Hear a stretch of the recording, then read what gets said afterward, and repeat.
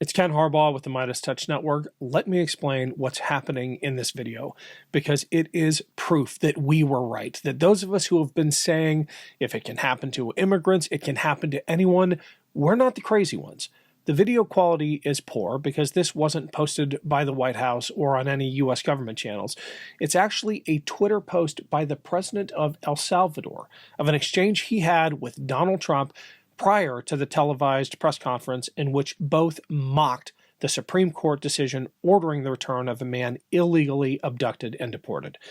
But if you thought that was outrageous, which it is, this is where Donald Trump wants to take us. Listen. I said, homegrowns are next. The homegrowns. You got to build about 5 more places. Yeah, that's fair. All right. He says, we want to do homegrown criminals next. You got to build about 5 more places. He's talking about U.S. citizens sent to gulags in another country where apparently they can never be retrieved. That is now the official position of our government, that the prisoners we sent to El Salvador and for whom we are paying the El Salvadoran government millions to hold cannot be returned even if ordered by a U.S. court. This is what happens when the actual crazies take over a government.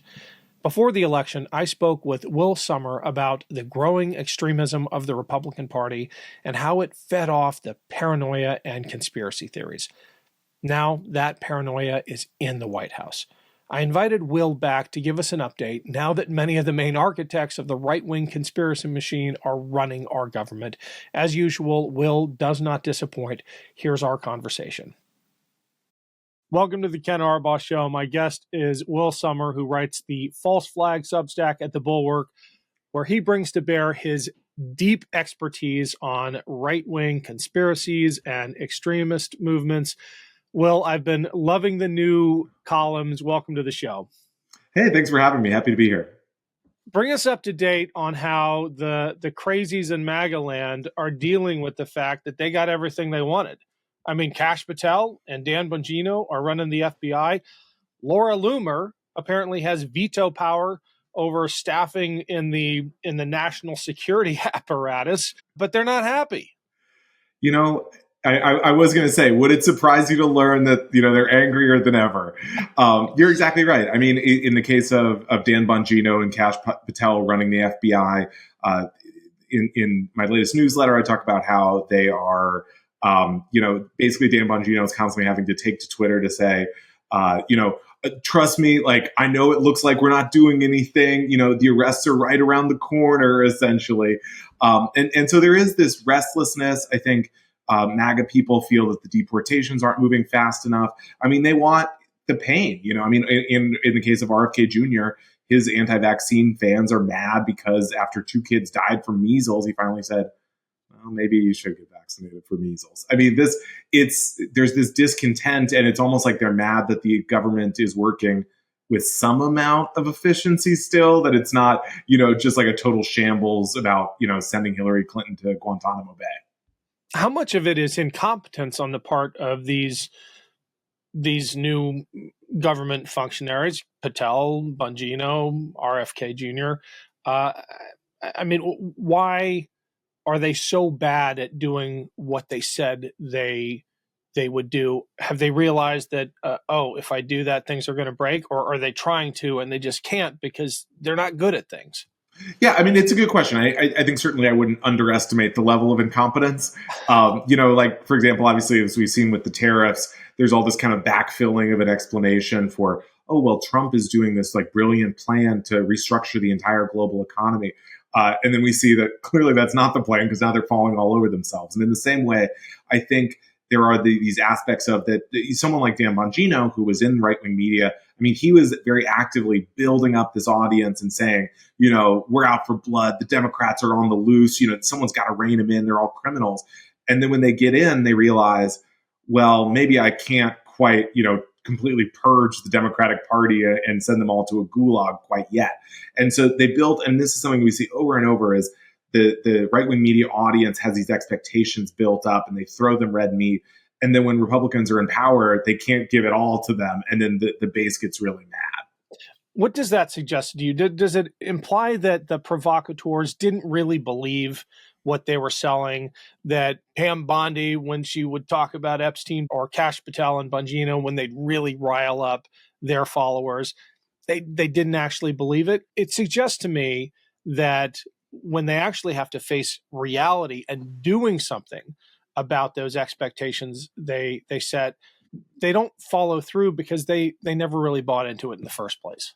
Yeah, I mean, I think there's a lot to that. I think in perhaps before this is kind of a dog that caught the car situation, where before it didn't matter if there really is an Epstein client list, as there appears to not be.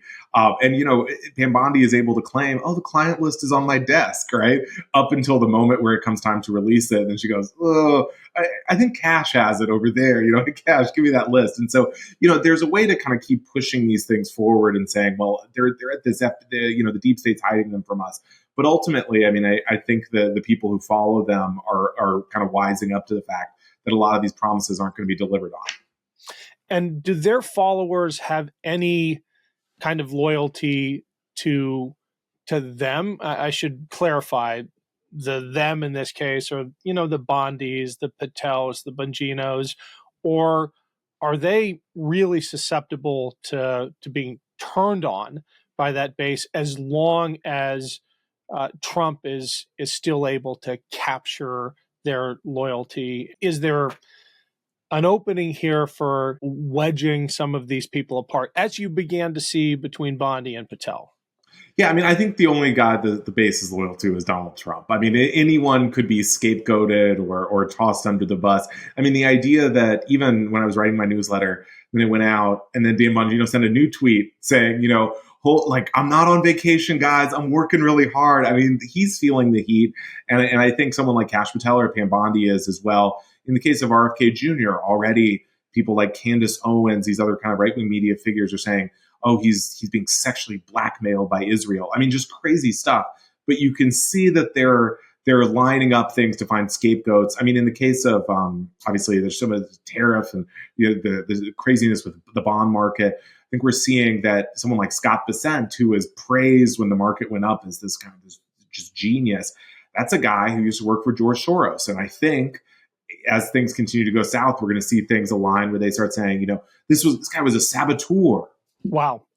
There's this other theme within Trump world, at least the inner circle, that if you start holding people accountable, the veneer of strength and invincibility goes away. It gives added life to some of the stories that they would just rather move beyond. Signalgate's a great example of this, because if ever there was a scandal that demanded accountability and resignations, it's the divulging of classified information over an unclassified net. But they seem to be saying, nope, we're not going to dismiss anybody, even if they deserve it, because that just gives fuel to the opposition. Do you think that is protecting some of these other people as well? Yeah, I mean, completely. I think, Signalgate being the most, I think the clearest example of something that really should have justified in any previous administration, even the previous Trump administration would have justified some firings, some resignations. But I think Trump has, kind of is going by these Roy Cohn rules of never apologizing, never admitting fault. And when you do that, there's always going to be something new that, if they could last out the week as they did with the Signal controversy, then there's something new for people to focus on. And with Democrats, if they don't control any parts of Congress, they can't launch investigations. It's hard to kind of move the ball forward. There's not enough men like me who do whatever they want. Are you sick of it yet? Those people need to be, when we take power, they need to be given the death penalty. The anger. Charlie. I live like a capitalist every single day, Cenk. I live as a capitalist. The hate. And we have a system of checks and balances. That's a good one. That's really funny. We do? The idea that to be a man, you have to be a bully. Fuck you! We should be better than this. Females don't have independent thought. They don't come up with anything. Our kids deserve better than this. It's like women want equal rights when it's convenient, but then they still want the door open for them. So help us change it. Subscribe to Valor Media Network, where you can find shows on sports, men's health, and patriotism without the resentment and division. True strength is about discipline, resilience, and service. If you've wondered where all the positive role models are, especially for young men, Check out Navy SEAL Dan Barkov and Commander Bobby Jones as they share stories of service and sacrifice. Being good at being a man is about what you do for others and not what you do for yourself. Listen to Jason Kander and co-hosts Ravi Gupta and Adisu Demisi give you the inside track on the politics of sports. I just want to take back what I said about the Bills. No, because in all honesty, your team seems to have gotten the vaccination thing right. Okay. My team seems to be struggling with it. These shows and many more from Valor Media Network prove that you don't have to be an asshole to connect with young men today. Subscribe to Valor Media Network today. In our last conversation, one of the things that the audience reacted most to was your highlighting some of the wilder conspiracy theories, which are really kind of, we're insulated from them, but they really have salience in not just the fringe, but they've penetrated the mainstream of MAGA and even of this White House. Can you give this audience a sense of some of the crazier conspiracy theories that are now being spoken of openly in MAGA and possibly even in the White House? Yeah, I mean, I think, for example, one thing is the sort of the RFK Make America Healthy Again movement.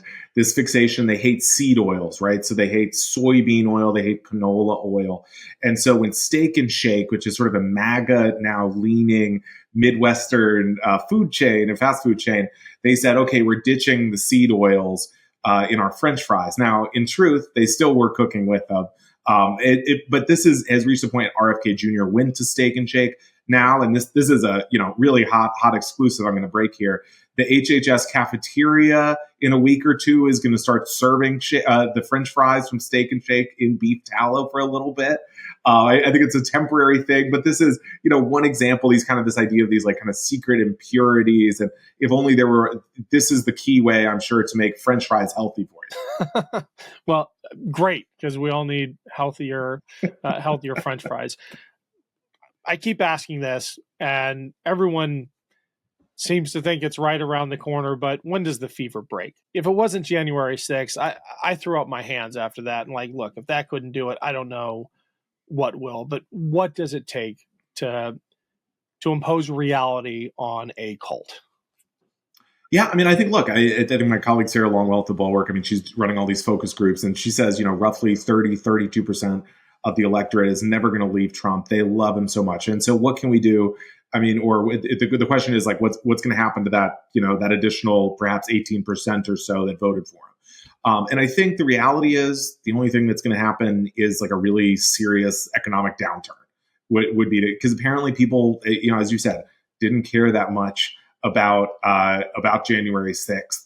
They didn't. And I think there's this right-wing media apparatus, and I would include with that, not just Fox, but so many of these podcasts and kind of more lifestyle shows where the hosts are very reflexively Republican now, that there's just such a, I think it's hard for people who aren't really keyed into news to get it in a way that doesn't have right-wing spin on it anymore. But I think the one thing that does change that can change that is something like inflation or losing your job. And so I think, that appears to be where we're headed, right? With the tariffs and everything. And so I think we'll see. I listened to a focus group Sarah Longwell did with Trump voters. And the one thing that I think they kept saying was well, I don't know about the economy. And so that does seem to be reaching them. I listened to that one too. And I mean, you both had that reaction to it. They were still I love Trump. And this was on the heels of the third term focus group, right? But there were some cracks, which was a hopeful sign, and it all revolved around the economy. Will, where can people find you and the False Flag Substack? Yeah, sure. So I'm on X, Blue Sky, all that good stuff at Will Sommer, SOMMER. And my newsletter is called False Flag, and it's at thebulwark.com. Awesome. Thanks, Will. Thanks for having me.